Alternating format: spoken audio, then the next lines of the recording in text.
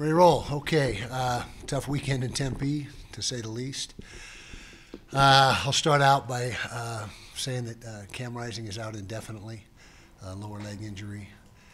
Isaac Wilson will be our starter until further notice, and that way we don't have to address that each time we talk and let you know where it's at. And can't give you a timeline. Could be the rest of the season. I'm not sure exactly, but I know it's going to be a minute. Tough game, like I said. The positive is we got a lot of people playing really good football. We got a lot of good play going on at some positions, and our big nemesis right now is the throw game. I mean, we're just not efficient enough in the throw game. We're last in the conference in completion percentage. We're worst in the conference throwing picks,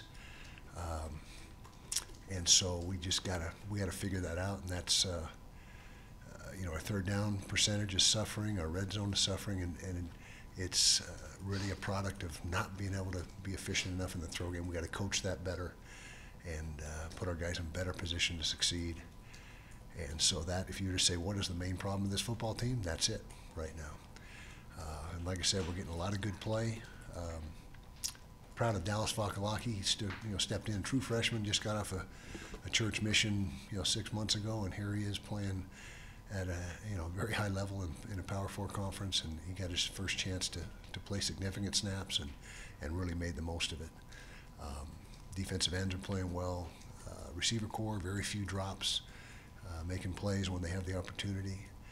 Mekhi Bernard's given us everything he's got every single week. Had another big game on Friday night. Defense as a whole is putting up really good numbers. Wasn't our best numbers of the year, but still well below what Arizona State was averaging. And so, yeah, that's really our main issue that we've got to find a way to get fixed. And again, it starts with coaching, not pointing the finger at any specific player. We gotta coach better in that area. We had one punt in the game, and when you have one punt, you should score some points. But we got in the end zone one time, and so that doesn't equate. That tells you that we're moving the football, and that we're finding ways to bog down. And the field goal kicker was outstanding. Cole Becker did a great job, but typically a field goal is a consolation prize for a drive gone bad. I mean, that's what it is, unless it's end of half, end of game, a game winner at the end. Typically that is a negative if you're attempting too many field goals. And so congrats to Cole for being as efficient as he has been. He's really on a good streak right now. But again, from a team perspective, that's got to change. TCU coming in off a bye, so they'll be fresh and ready for us and hungry for a win. We know we're going to get their best shot. We feel like we get everybody's best shot, which is how it should be. I mean, we have no problem with that. But they'll be coming in here late kickoff. Again, Saturday night, 8:30, I believe, is kickoff time. They're doing some good things, particularly on offense. Well over 400 yards a game, 35-plus points a game, nearly 25 first downs. Really, what's really impressive to me is their conversion down rate, almost 50% on third down, almost 75% on fourth down. And in the red zone, they're over 80% touchdown efficient. So they're doing some really good things offensively and really difficult to stop. And so, got our work cut out for us. But again, we got to be more efficient throwing the football. In Power 4 football, at any level of football these days, you got to be able to throw the ball. Except for Little League, I guess. Maybe not Little League. But. All right, we're going to change it up this week and have Justin go last. Maybe that'll give us better mojo. So, go ahead. Go ahead. So just sit tight, Justin. We'll get to you. Okay. I promise. I don't know if I'll give you better mojo, but couldn't give us worse. He's been giving us bad mojo back there. So, Kyle, in retrospect, did you keep Cam in the game too long? Like, what's your thoughts been about that? Cam is a warrior. Wanted to play.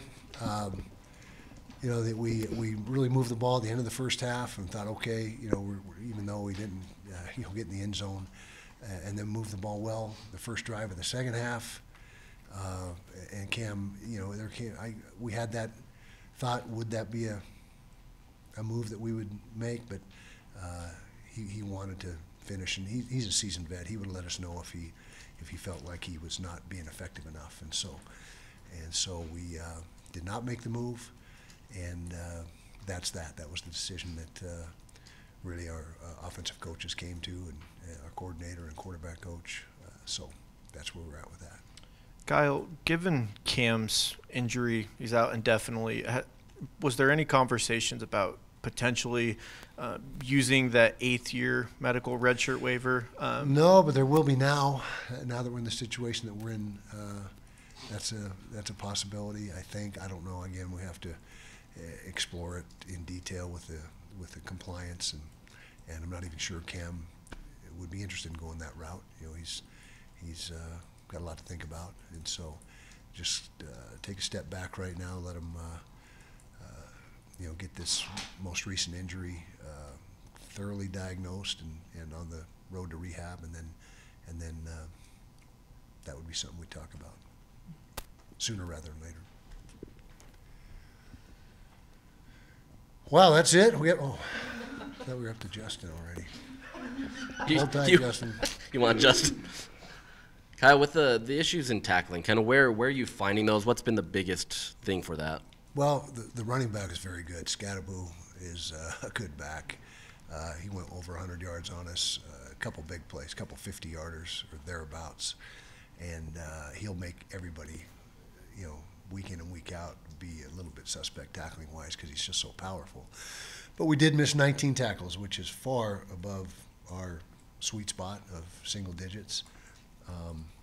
But even that said, defensively we did a lot of good things, and one thing we're not doing a good job of defensively is taking the ball away. We made a living at that through the years, being a great takeaway team that sets up the offense in short field situations. We did set the offense up inside the 30 on Junior Tafuna's pick, and also we set them up in great field position with the 4th down stop, the 4th and 1 that was later in the game. But typically we do more than we've been doing with havoc plays. We call them havoc plays, sacks and takeaways, and we got to get better at that. Coach, Mekhi Bernard had a great game. Sure did. I'd be curious to hear your thoughts on him and what he's meant to your team this season. He's been huge for this football team. He's been so consistent, like clockwork every week. He's averaging 6.5 yards a carry, 6 something. It's over 6 yards. Runs hard, catches the ball out of the backfield, picks up blitzes, has done everything. He's a complete back for us. The clear-cut RB1. Again, his workload really can't get much above 20 carries, which is where we try to keep him. But that's a lot of carries. I mean, I'm not saying that's a light load because that's a full day's work. You project that over the season, that's nearly 250 carries for the season. So he has been a very bright spot for us. And like I said, we got a lot of guys playing good football. The O-line in and of itself is playing good football. We had a few breakdowns on Friday night, but I challenge you to find any game where the O-line doesn't have a few breakdowns, with any team. And so they're being very consistent in their play. To follow up on that, with the offensive line, Spencer Fano seems to be playing at just an elite level. What has his evolution meant to that group? Huge. And when you're good on the edges, which is the most demanding offensive line spot is the edges, you're out on that island, you got a chance to really be good. And both him and Caleb Lomu are doing an excellent job out there. They're both only second year in the program. And you're right, Spencer is playing it at an elite level.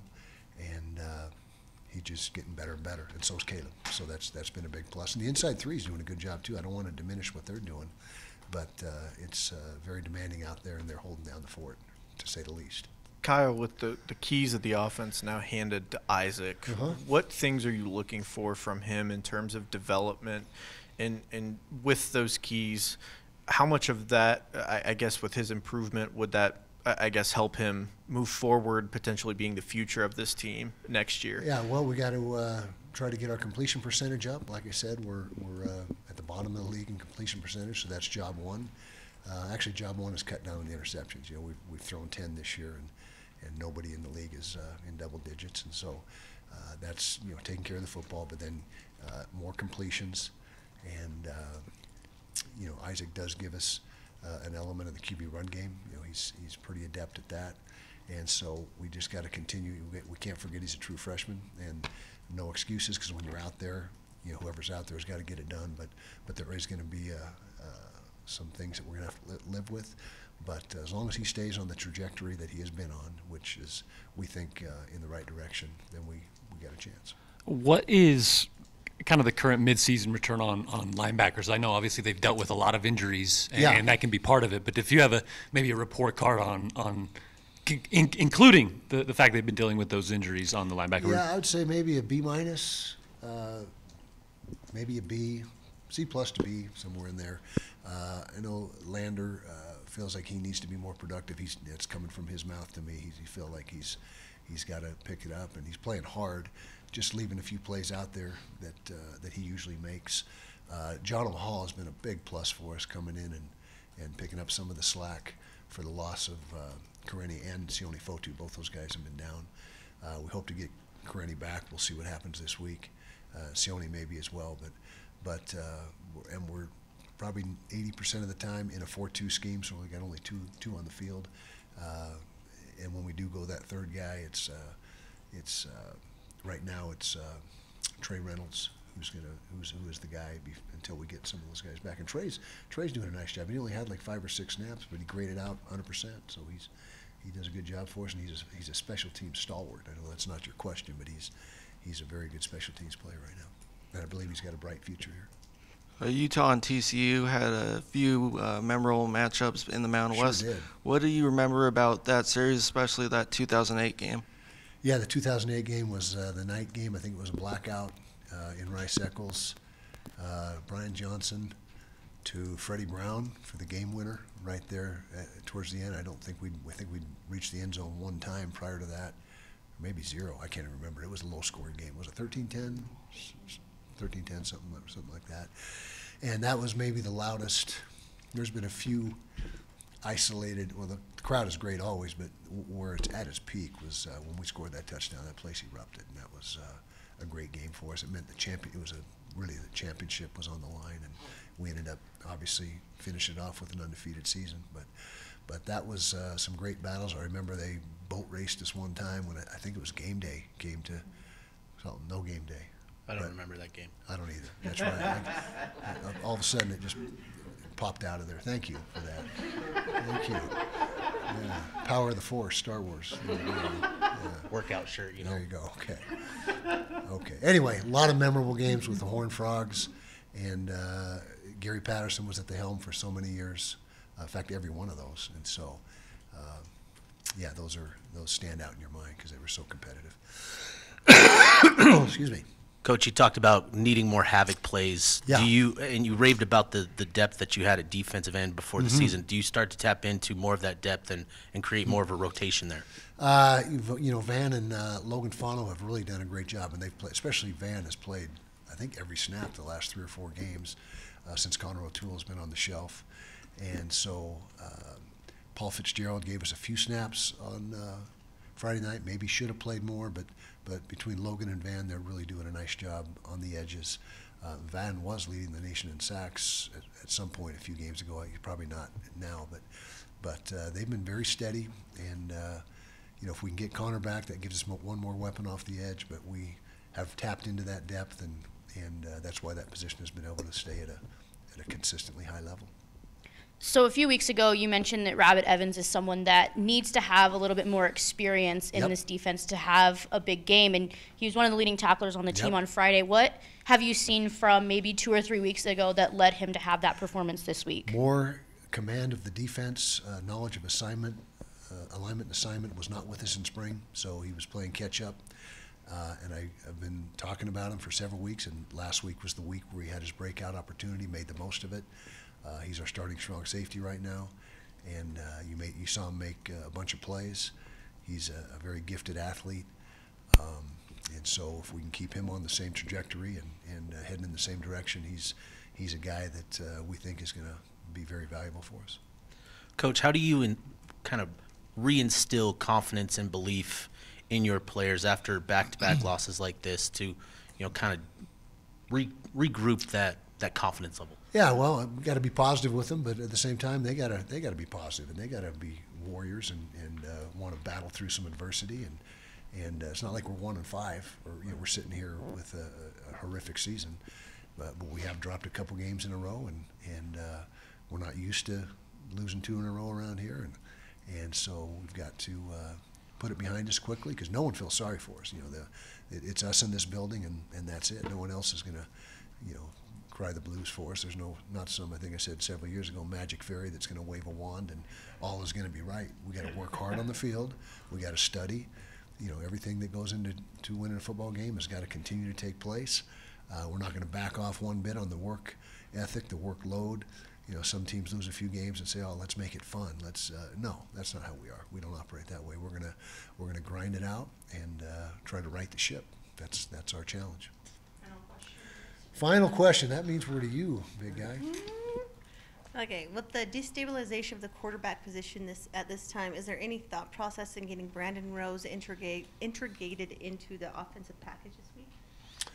No, Brandon is the solid number 2, but there's no plans to split the reps in the game or anything like that.